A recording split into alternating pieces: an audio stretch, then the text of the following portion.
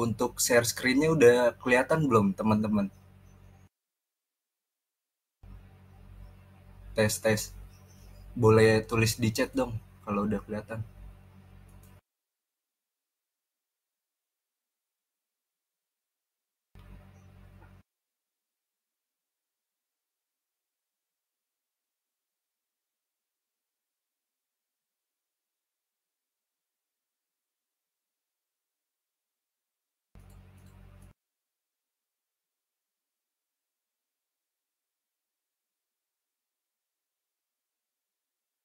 Untuk sekarang udah kelihatan share screen-nya? Udah masuk ya kayaknya mah. Oke, siap. Ya, bismillahirrahmanirrahim. Assalamualaikum warahmatullahi wabarakatuh. Perkenalkan, nama saya Muhammad Sultanan Nasiro, dari mahasiswa dari Universitas Muhammadiyah Jakarta, semester 6, untuk jurusan Teknik Informatika, dan saat ini sedang menempuh eh, program MSIB di Mitra Bisa AI atau Bisa Artificial Indonesia. Ya, pertama-tama marilah kita panjatkan puja dan puji syukur kehadirat kita akan kehadirat Allah Subhanahu wa taala yang senantiasa melimpahkan rahmatnya kepada kita semua sehingga kita dapat berkumpul di tampil ID ini. Yang kedua, tak lupa sholawat dan salam yang senantiasa kita aturkan kepada junjungan kita Nabi Muhammad SAW. Ya, lanjut untuk materi webinar pada hari ini itu menghadapi ancaman kejahatan cyber MITM di era digital. Memasuki era digital yang semakin maju, kita dihadapkan dengan berbagai ancaman kejahatan cyber yang semakin beragam dan canggih. Serangan cyber dapat datang dari berbagai pihak, mulai dari peretas amatir hingga kelompok terorganisir yang bertujuan untuk mencuri data atau memeras korban. Ancaman ini tidak hanya menyasar perusahaan atau pemerintah, namun juga individu biasa yang menggunakan internet dan perangkat digital dalam aktivitas sehari-hari. Salah satu jenis serangan cyber yang perlu diwaspadai adalah kejahatan cyber yaitu MITM atau Man in the Middle yang jadi tema pada webinar hari ini. Dalam serangan ini, pelaku memanfaatkan kerentanan dalam komunikasi digital untuk menyusupkan dirinya di antara pengguna dengan server, mengintai lalu lintas data, serta bahkan memodifikasi informasi yang dikirim. Serangan man in the middle ini dapat terjadi di berbagai lini, mulai dari jaringan wifi publik hingga transaksi online, sehingga pengguna harus mewaspadai dan memahami cara melindungi diri. Oke, lanjut. Apa itu serangan man in the middle? Serangan man in the middle adalah teknik penyerangan cyber di mana seorang penyerangan menempatkan dirinya di antara dua pihak yang berkomunikasi, seperti klien dan server. Jadi klien ini pengguna dengan komputer server untuk memantau atau memanipulasi komunikasi di antara mereka tanpa sepengetahuan keduanya. Jadi si man in the middle ini dia memanipulasi komunikasi atau traffic jaringan di antara komputer klien dengan komputer server tanpa sepengetahuan keduanya. Penyerang dapat mengakses informasi sensitif, mengubah data, atau bahkan mengambil alih koneksi untuk tujuan ilegal. Lanjut, bagaimana serangan man in the middle bekerja? Jadi serangan man in the middle adalah sebuah teknik serangan cyber di mana penyerang menyisipkan di antara pengguna dan server yang sah dengan melakukan penyerangan berupa memantau, mencegat, dan bahkan memanipulasi komunikasi antara kedua pihak yang sah. Serangan ini biasanya terjadi pada jaringan, yang tidak diamankan dengan baik, seperti jaringan WiFi publik. Jadi kalau misalkan kita lagi di luar atau di tempat umum, eh, kalau misalkan memakai jaringan publik, WiFi publik tuh jangan buka-buka informasi yang sensitif, misalkan m-banking atau apa, karena kita nggak tahu isi dalam jaringan WiFi publik itu ada apa serangan cyber kayak gininya nggak atau enggak. Kayak Man in the Middle kan dia memanipulasi lewat jaringan WiFi publik. Nah, penyerang akan menyamar sebagai titik akses WiFi yang sah, membuat pengguna tertipu dan terhubung ke server palsu milik penyerang. Setelah itu, penyerang dapat mencegat semua informasi yang dikirimkan melalui koneksi tersebut, termasuk kredensial login, informasi keuangan, dan data sensitif lainnya. Jadi informasi login kita tuh bakal ke input ke si penyerang ini, jadi bakal ketahuan kita login kemana, username dan password kita bakal kekirim juga ke penyerang tersebut. Serangan ini sangat berbahaya karena sulit dideteksi, terutama jika penyerang menggunakan perangkat lunak canggih untuk menyembunyikan jejak mereka. Oleh karena itu, sangat penting bagi pengguna untuk selalu waspada dan memastikan mereka terhubung ke jaringan yang aman. Jadi kalau emang misalkan kita mau mengakses informasi yang sensitif, kayak mau transaksi antar bank melalui m-banking atau yang lain, ya disarankan sih lebih baik pakai data seluler aja. Kalau misalkan kita nggak tahu nih wifi publiknya kayak gimana, takutnya ada penyerang di situ. Ya modusnya dengan wifi gratis lah, tanpa sandi. Lanjut untuk dampak serangan man in the middle. Dampak serangan yang pertama itu kehilangan data dan informasi sensitif. Serangan man in the middle dapat mengakibatkan pencurian data dan informasi sensitif pengguna, seperti informasi login, rekening bank, dan data pribadi lainnya. Penjahat cyber dapat memanfaatkan data ini untuk melakukan tindak kejahatan lebih lanjut, seperti pencurian identitas, karena informasi login yang tadi kita kirim tuh kebaca sama dia gitu. Jadi identitas kita bakal dipakai buat apa. Terus pembobolan rekening dan penipuan. Hal ini dapat merugikan korban secara finansial dan membahayakan privasi mereka. Nah, yang kedua nih ada dampak serangannya, yaitu gangguan komunikasi dan transaksi. Serangan man in the middle dapat mengganggu komunikasi transaksi antara pengguna dan layanan online yang sah. Penjahat cyber dapat menyabotase atau memindahkan komunikasi tersebut, mengakibatkan gangguan layanan, keterlambatan, dan kegagalan transaksi.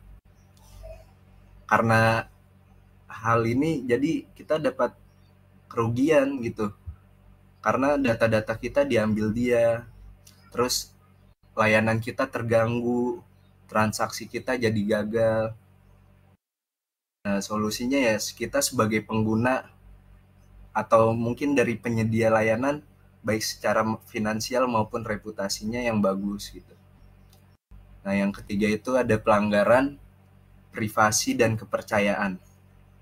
Serangan man in the middle dapat melanggar privasi pengguna dan merusak kepercayaan mereka terhadap layanan digital. Ketika data sensitif dicuri dan disalahgunakan, pengguna dapat kehilangan kepercayaan pada penyedia layanan dan ragu untuk terus menggunakan layanan tersebut. Hal ini dapat berdampak negatif pada bisnis dan reputasi penyedia layanan. Nah, untuk selanjutnya itu langkah-langkah pencegahan serangan man in the middle. Yang pertama itu ada enkripsi komunikasi. Nah, dengan penggunaan enkripsi yang kuat pada setiap komunikasi data merupakan langkah utama kita untuk mencegah serangan man in the middle. Nah, dengan adanya enkripsi ini ya kita bisa memastikan bahwa data yang dikirim itu nggak bakal bisa dibaca oleh pihak ketiga atau penyerang gitu. Jadi yang nyoba buat nyadap komunikasi ya kita ini dengan menggunakan protokol seperti HTTPS, VPN, atau algoritma enkripsi yang lain. Nah, yang kedua itu autentikasi pengguna dan perangkat. Nah, kita memastikan dulu nih autentikasi yang kuat untuk pengguna dan perangkat yang terlibat dalam komunikasi. Adalah langkah yang penting. Ini dapat dilakukan dengan menggunakan metode autentikasi ganda seperti kata sandi dan token keamanan. Dengan demikian penyerang tidak dapat dengan mudah menyamar sebagai pengguna ataupun perangkat yang sah. Nah, yang ketiga itu ada pemantauan dan deteksi ancaman. Menerapkan sistem pemantauan dan deteksi ancaman yang canggih dapat membantu mengidentifikasi aktivitas mencurigakan yang mungkin terkait dengan serangan man in the middle ini. Jadi ada alat-alat atau tools yang dapat mendeteksi pola komunikasi yang tidak biasa, aktivitas login yang mencurigakan, dan indikator lainnya dari serangan yang sedang berlangsung. Nah, di slide berikutnya itu ada pentingnya pengetahuan untuk keamanan cyber. Di era digital yang semakin berkembang pesat ini ya, kesadaran akan keamanan cyber itu menjadi sangat penting. Ancaman serangan man in the middle merupakan salah satu contoh kejahatan cyber yang dapat berdampak besar bagi individu maupun organisasi. Untuk dapat menghadapi ancaman ini, diperlukan peningkatan pemahaman dan kesadaran dari seluruh lapisan masyarakat mengenai pentingnya menjaga keamanan informasi digital. Nah, seiring dengan semakin banyaknya transaksi dan aktivitas yang dilakukan secara online, resiko terjadinya serangan cyber tuh jadi semakin besar gitu. Karena kan apa-apa kita ngelakuinnya sekarang ya di era industri yang saat ini ya serba digital ya, otomatis semuanya serba online. Nah, masalah pencurian data pribadi, pembobolan rekening, atau penyalahgunaan identitas dapat terjadi kapan saja jika pengguna internet tidak waspada. Oleh karena itu, peningkatan kesadaran masyarakat mengenai praktik-praktik keamanan cyber yang baik merupakan langkah penting dalam upaya pencegahan serangan man in the middle. Nah, dengan kesadaran keamanan cyber dapat ditumbuhkan melalui berbagai upaya seperti edukasi yang dilakukan oleh pendidikan atau pemerintah atau pihak industri dan organisasi yang terkait. Selain itu, pendidikan sejak dini di lingkungan sekolah juga dapat membangun budaya keamanan cyber yang kuat di kalangan generasi muda.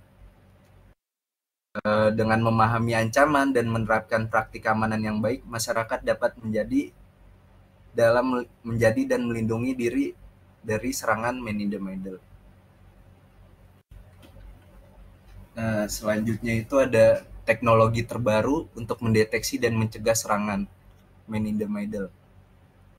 Yang pertama itu ada deteksi dini dengan teknologi terbaru seperti sistem deteksi intrusi dan analisis lalu lintas jaringan dapat membantu mengidentifikasi aktivitas mencurigakan dalam jaringan dengan cepat. Nah, dengan ini memungkinkan organisasi atau perusahaan untuk segera mengambil tindakan dan pencegahan serangan man in the middle sebelum terlambat.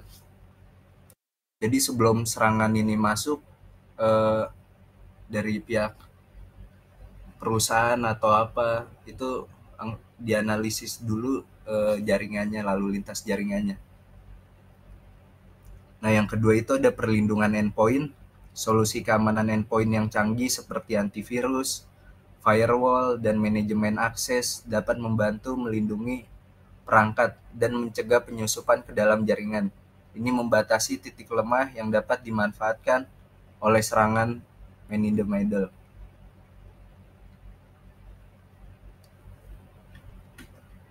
Nah, contoh serangan man in the middle di Indonesia. Salah satu contoh nyata serangan man in the middle yang terjadi di Indonesia adalah kasus pencurian data nasabah bank oleh peretas pada tahun 2020.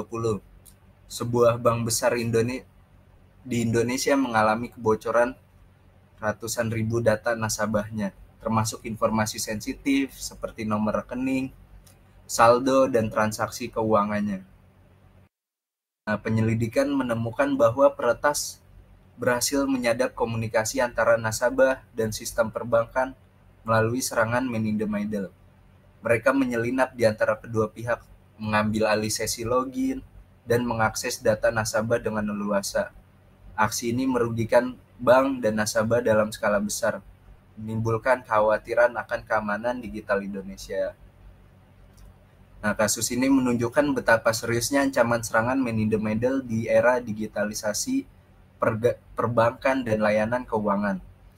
Pelaku kejahatan cyber semakin canggih dalam memanfaatkan celah keamanan, memaksa industri dan pemerintah untuk terus meningkatkan upaya pencegahan dan mitigasi.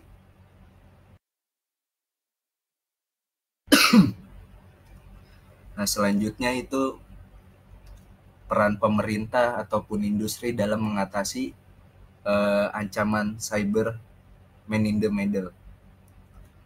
Nah, untuk mengatasi ancaman serangan man in the middle, dibutuhkan peran aktif dari pemerintah dan industri. Pemerintah memiliki tanggung jawab untuk membuat regulasi dan kebijakan yang kuat dalam bidang keamanan cyber.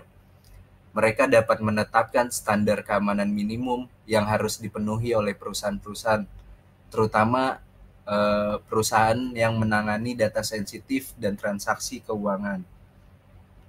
Di sisi lain juga industri itu memainkan peran penting. Perusahaan yang harus berinvestasi dalam teknologi keamanan mutakhir seperti enkripsi end-to-end, verifikasi dua faktor, dan pemantauan aktivitas jaringan yang ketat. Mereka juga perlu melatih karyawan mengenai praktik keamanan cyber yang baik dan menggalakkan budaya keamanan di dalam organisasi. Nah, ada bentuk serangan man in the middle. Yang pertama itu ada IP spoofing, yang kedua ada email hijacking, yang ketiga ada HTTP spoofing, yang keempat itu ada SSL hijacking, yang kelima penyadapan wifi, yang keenam session hijacking, yang ketujuh itu ada cache poisoning, yang ke-8 ada spoofing DNS. Nah, apa itu IP spoofing? IP spoofing itu teknik di mana seseorang penyerang mengirimkan paket data ke jaringan dengan menggunakan alamat IP palsu. Nah, IP spoofing itu penyerangnya itu memalsukan alamat IP atau sumbernya itu dari paket data yang dikirim, sehingga membuat tampak berasal dari sumber yang berbeda atau bahkan bisa membuatnya tampak berasal dari sumber yang sah. Jadi IP spoofing itu penyerang ini memanipulasi IP kliennya itu, yang orang mau diserangnya itu, jadi tampak kelihatan ya IP orang kliennya ini gitu, dimanipulasi dan hampir sama persis. Nah, ada email hijacking itu ketika seseorang atau kelompok mengambil alih kendali atas akun email seseorang tanpa izin. Nah, biasanya dengan cara mencuri atau menebak kata sandi. Setelah berhasil mengakses akun email target, penyerang dapat melakukan berbagai aktivitas berbahaya. Nah, biasanya tuh kan model-model email hijacking itu dia nyoba-nyoba password. Jadi makanya kan kalau misalkan kita buat password tuh ada pemberitahuan kayak misalkan digital dengan nomor, dan disarankan ya tidak menggunakan nama sendiri gitu atau tanggal lahir, karena kan ya gampang dicoba-coba gitu, gampang. Nah, yang ketiga itu ada HTTP spoofing, teknik yang digunakan oleh penyerang untuk memanipulasi atau memalsukan informasi dalam protokol HTTP. Dalam upaya untuk menipu server web atau klien, serangan HTTP spoofing dapat menyebabkan berbagai masalah keamanan. Nah, ada cache poisoning, yaitu serangan di mana penyerang mencoba untuk memanipulasi cache pada server atau perangkat jaringan yang menyimpan salinan data dari sumber eksternal, seperti DNS, domain name system, cache, proxy server cache, atau cache web browser. Tujuan utama dari cache poisoning adalah untuk menyebarkan informasi palsu atau berbahaya kepada pengguna yang mengakses sumber daya yang seharusnya aman atau sah. Nah, di sini ada sniffing atau paket sniffer. Jadi ada yang pertama itu ada analisis traffic, kegunaannya untuk memantau dan menganalisis semua lalu lintas jaringan. Yang kedua itu ada identifikasi celah untuk mendeteksi kelemahan dan celah keamanan sistem. Nah, yang ketiga itu untuk deteksi serangan, untuk mengidentifikasi potensi serangan cyber seperti sniffing. Nah, paket sniffer atau network sniffer adalah alat yang digunakan untuk memantau, menganalisis, dan menangkap semua lalu lintas data yang melewati jaringan komputer. Ini dapat membantu mengidentifikasi celah keamanan, mendeteksi serangan cyber, dan mengoptimalkan kinerja jaringan. Namun, penggunaan yang tidak tepat dapat menjadi ancaman yang serius. Nah, di sini ada paket sniffer tools. Itu ada yang pertama ada Wireshark, yang kedua ada Ethercap, yang ketiga ada ARP Spoof, yang keempat ada Bettercap, yang kelima ada Scapy, yang keenam ada Nmap atau IP scanning. Nah, ini ada tools-tools paket sniffer. Nah, selanjutnya bagaimana cara kita mencegah serangan man in the middle, sniffing password. Jadi yang pertama itu kita harus mendeteksi ARP cache poisoning-nya. Nah, indikasi ARP spoofing adalah adanya dua alamat IP berbeda dengan identitas MAC address yang sama. Jadi ntar kita contohin bisa melalui CMD atau Linux ya. Ntar nyoba buat didemoin buat ngecek alamat IP kita gimana. Jadi hasil outputnya akan terlihat seperti di bawah ini. Nah, di sini ada IP address, ada 3 IP address kan, 192.168.51. Dan ini IP address-nya beda semua. Nah, tapi physical address atau MAC address-nya itu ada yang sama dari kedua ini dari ketiga ini ada yang sama, 2 MAC address-nya. Nah, ini bisa diidentifikasikan IP kita udah ada yang manipulasi. Nah, langkah-langkah selanjutnya mengatur sebuah static ARP dengan menuliskan ARP -s, IP ADDR, MAC ADDR. Nah, jadi static kita didisconnectin, lalu dinamik kita dikonekin. Nah, yang selanjutnya itu bisa menggunakan VPN atau Virtual Private Network. Nah, menggunakan VPN atau Virtual Private Network adalah salah satu cara efektif untuk mencegah serangan man in the middle. VPN menggunakan koneksi internet. Anda lebih aman dengan mengenkripsi data yang dikirim dan menyembunyikan aktivitas online. Jadi dari klien misalkan mau buka informasi-informasi sensitif, misalkan kan beberapa provider biasanya kan kalau emang informasi sensitif bakal keluarnya kayak internet positif atau apa. Nah, cara amannya itu ya bisa menggunakan VPN. Jadi dari penyerang man in the middle ini nggak bakal bisa memanipulasi alamat IP klien kita buat dikirim ke server. Jadi ketika kita mengakses internet, misalkan kita menggunakan VPN, otomatis alamat IP yang kita gunakan untuk menggunakan internet itu bakal berubah alamat IP-nya. Nah, jadi penyerang man in the middle bakal lebih susah buat nembusin kita atau nyerang kita dengan menggunakan VPN ini. Nah, yang terakhir itu ada menggunakan protokol TLS. Jadi di sini kan ada gambar HTTP sama HTTPS. Nah, yang pertama itu enkripsi data, protokol TLS atau Transport Layer Security menyediakan enkripsi end-to-end yang kuat untuk melindungi komunikasi data dari penyadapan saat bertransaksi melalui jaringan publik. Nah, kalau bisa ketika kita mau melakukan pencarian atau memasuki situs website, ya diusahakan kalau misalkan ada fitur login atau apa, ya kalau bisa nyari ini awalnya itu yang HTTPS bukan yang HTTP, karena HTTPS tuh lebih aman lah kekunci karena nanti IP sama data kita dienkripsi di dalamnya gitu.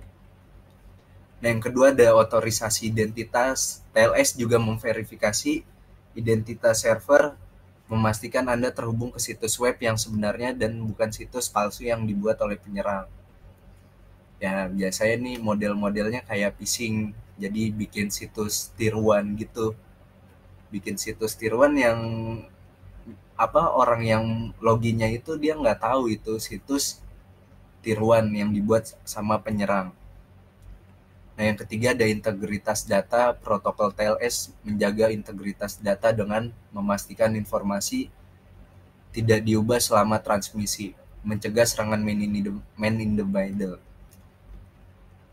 Nah, kesimpulannya, serangan man in the middle merupakan salah satu ancaman keamanan cyber yang sangat serius di era digital. Saat ini melalui teknik yang tadi ada tuh banyak, pelaku dapat mengakses data sensitif dan mengambil alih komunikasi antara pengguna dan server dengan dampak yang merugikan baik secara finansial maupun kepercayaan publik. Perkembangan teknologi yang pesat serta peningkatan transaksi online menjadikan serangan ini semakin mengkhawatirkan, terutama bagi individu, organisasi, ataupun pemerintah.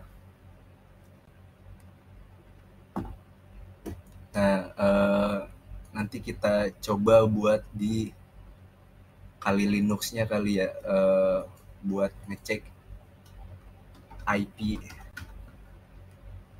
IP address kita, dari sekian IP yang ada itu punya alamat MAC address yang sama atau enggak.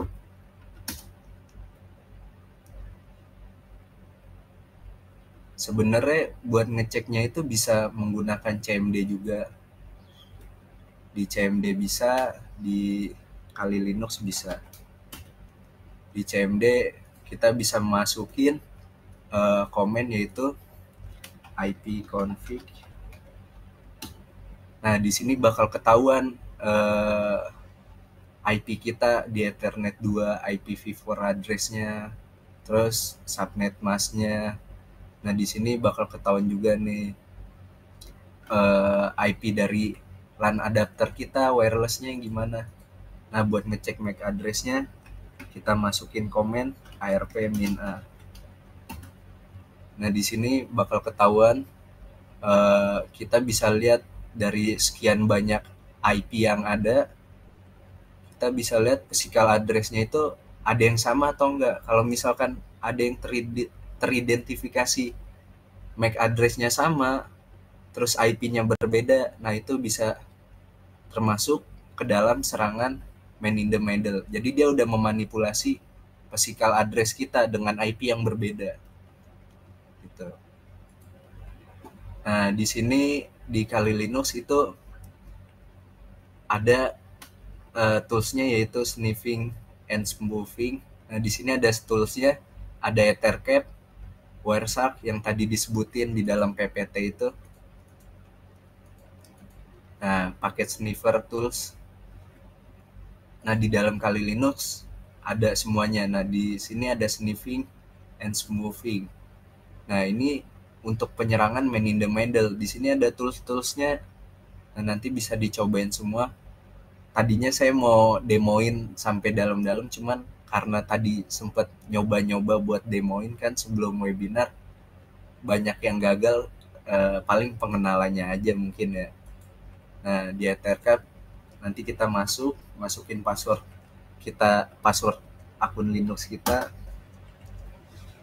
Nah, di sini settingannya default aja ETH0. Yang ini geser ke samping. Ini karena udah bekas bawaan, nanti checklist. Nah, habis itu kita masuk ke host, lalu scan for host. Nanti dari Ethercap bakal nge-scan.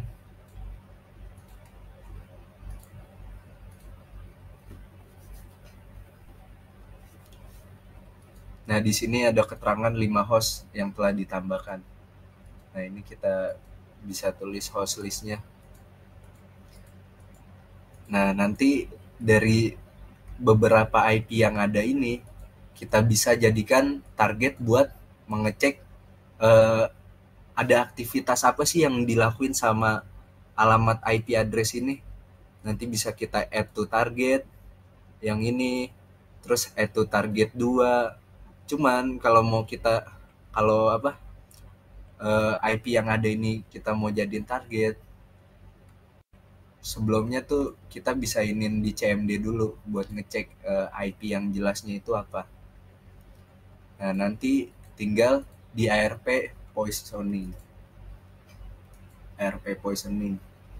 Nah, cuman tadi saya pas nyoba di ARP poisoning, kan harusnya ketika kita buka website tuh di sini harusnya bakal keluar.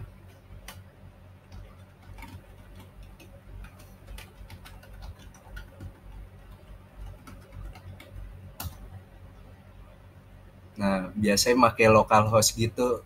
Nanti di sini tuh bakal ada keterangan kayak dari client server nih, dari pengguna, dia coba ngakses ke halaman ini dengan riwayat login apa. Nanti harusnya keluar. Cuman tadi saya nyoba-nyoba ngotak-ngatik masih salah juga kan ya. Jadi ya mungkin sampai sini doang buat pengenalannya.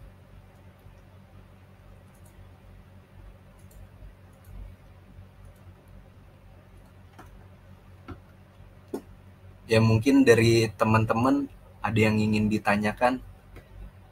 Jika ada yang ingin ditanyakan bisa sampaikan pada kolom chat. Ya buat teman-teman yang memiliki pertanyaan bisa ditulis saja di kolom chat atau enggak bisa nyalain mic-nya.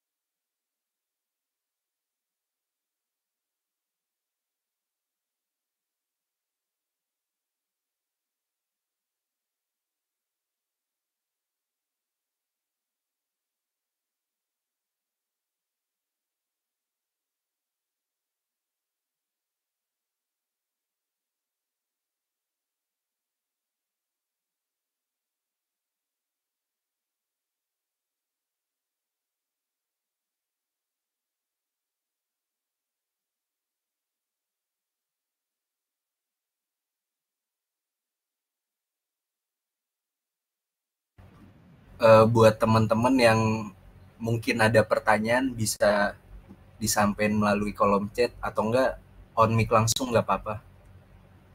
Atau masih ada yang kurang paham. Mungkin ya buat demonya paling dari situ aja, cuman segitu.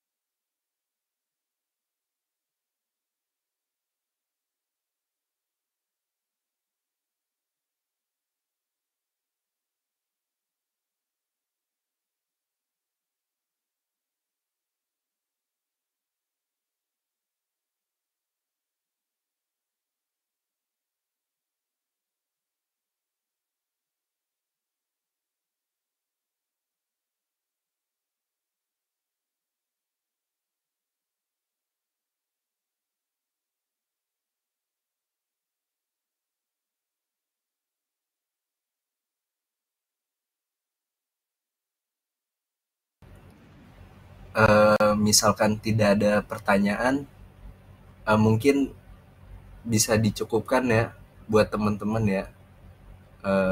Sekian dari saya, kurang lebihnya mohon maaf. Bila ada salah kata ya tolong maafin.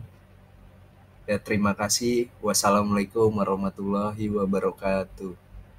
Makasih ya teman-teman yang udah join, yang udah ngeluangin waktunya. Jadi abis ini bisa lanjut geser lagi aja ke kelas soft skill. Ya makasih buat teman-teman.